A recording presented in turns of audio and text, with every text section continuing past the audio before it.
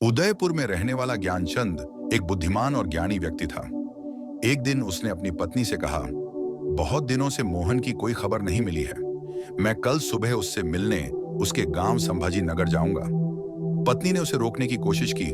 आज सुबह मेरी बाईं आंख फड़क रही थी। आपको नहीं जाना चाहिए, ज्ञानचंद हंसते हुए बोला। तुम तो जानती हो, भाग्यवान मोहन का हमारे सिवा कोई नहीं है और जाते हुए टोका टोकी नहीं करते। तुम जाकर मेरी यात्रा की तैयारी करो। सुबह होते ही ज्ञानचंद अपनी यात्रा पर निकल पड़ा। रास्ते में उसकी मुलाकात एक तंदुरुस्त आदमी से हुई जिसका नाम महाकाल था, जिसने ज्ञानचंद से बोला कि मुझे भी उसी दिशा में जाना है जहां तुम जा रहे हैं। क्या मैं तुम्हारे साथ चल सकता हूं? ज्ञानचंद ने हामी भर दी। दोनों साथ साथ चलने लगे। कुछ ही देर में उन्होंने एक गांव पार किया जहां महाकाल ने कहा, आप आगे बढ़िए, मुझे यहां एक संदेश देना है। मैं जल्द ही वापस आ जाऊंगा। ज्ञानचंद आगे कुएं के पास रुक गया। तभी गांव में अचानक शोर मच गया कि एक बाज ने किसी आदमी के प्राण ले लिए। महाकाल तुरंत वापस आ गया और बोला, चलिए मित्र, आगे बढ़ते हैं। ज्ञानचंद को यह संयोग थोड़ा अजीब लगा, लेकिन उसने कुछ नहीं पूछा। रात होने पर वे एक मंदिर में ठहरे। भोजन करने से पहले महाकाल ने कहा, मुझे इस गांव में किसी को एक सामान देना है। आप भोजन करिए, मैं आकर खा लूंगा। महाकाल चला गया, लेकिन तभी गांव में आग लग गई। पूरा गांव जलने लगा। जहां भी महाकाल जाता वहां कोई ना कोई अनहोनी हो जाती थी। अगले दिन यात्रा जारी रही। एक और गांव आया और महाकाल ने फिर रुकने की बात कही। तभी खबर आई कि गांव के एक आदमी को सांप ने डस लिया और उसकी मृत्यु हो गई। अब ज्ञानचंद से रहा नहीं गया। उसने महाकाल से पूछा, जहां भी तुम जाते हो वहां कोई ना कोई अनहोनी क्यों होती है? क्या तुम मुझे सच नहीं बताओगे? महाकाल मुस्कुराया और बोला, मैं कोई साधारण यात्री नहीं हूं, मैं यमदूत हूं। मैं केवल उन लोगों की आत्मा लेने आता हूं जिनकी मृत्यु निश्चित है। ज्ञानचंद चौंक गया। उसने घबराकर पूछा, अगली मृत्यु किसकी है? महाकाल ने गंभीर स्वर में कहा, जिस मोहन से तुम मिलने जा रहे हो उसकी मृत्यु होने वाली है और उसका कारण तुम ही बनोगे। ज्ञानचंद हैरान रह गया। उसने तुरंत निर्णय लिया कि वह मोहन से मिलने नहीं जाएगा। वह वापस मुड़ने ही वाला था कि अचानक उसने देखा, मोहन तेजी से दौड़ता हुआ उसकी तरफ ही आ रहा था। मोहन बचपन से ही गूंगा और एक पैर से अपाहिज था।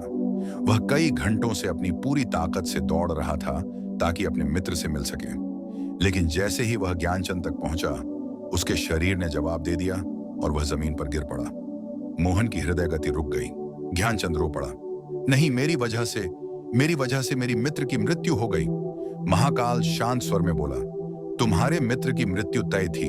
वह पिछले गांव से ही तुम्हारे पीछे था, लेकिन गूंगा होने के कारण आवाज नहीं दे पाया और अपाहिज होने के कारण जल्दी नहीं चल सका। उसने अपनी सीमा से अधिक जोर लगाया और इसी कारण उसकी मृत्यु हुई। मोहन का अंतिम संस्कार करने के बाद ज्ञानचंद ने महाकाल से पूछा, अगर तुम सच में यमदूत हो तो बताओ, मेरी मृत्यु कब होगी?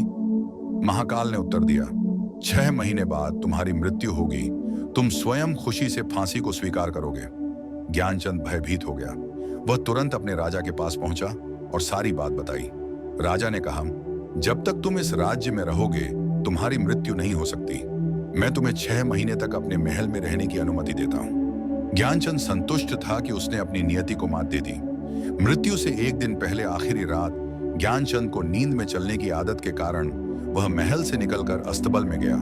घोड़े पर चढ़ा और अनजाने में दूसरे राज्य की सीमा पार कर गया। सुबह उसे अपराधी मानकर फांसी की सजा सुनाई गई। लेकिन जब दूसरे राज्य के राजा को उसकी भविष्यवाणी के बारे में पता चला तो उसे कच्चे सूत की रस्सी से फांसी देने का निर्णय लिया गया ताकि न्याय भी हो और अनहोनी भी न हो। फांसी का समय आया। जैसे ही ज्ञानचंद को कच्चे सूत के धागे से लटकाया गया, धागा टूट गया। लेकिन टूटने से पहले उसने अपना काम कर दिया। गले की नस कट गई। ज्ञानचंद नीचे गिरा और कुछ ही क्षणों में प्राण त्याग दिए। निष्कर्ष, नियति को बदला नहीं जा सकता।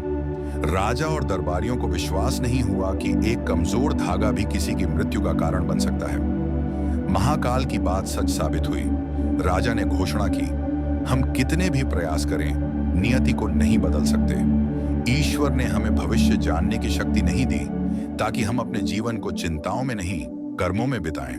ज्ञानचंद के पार्थिव शरीर को पूरे सम्मान के साथ उसके गांव ले जाया गया और उसकी पत्नी ने विधिपूर्वक अंतिम संस्कार किया। शिक्षा, भविष्य को लेकर भयभीत होने से बेहतर है कि हम अपने वर्तमान को अच्छे कर्मों से संवारें, क्योंकि नियति को बदला नहीं जा सकता।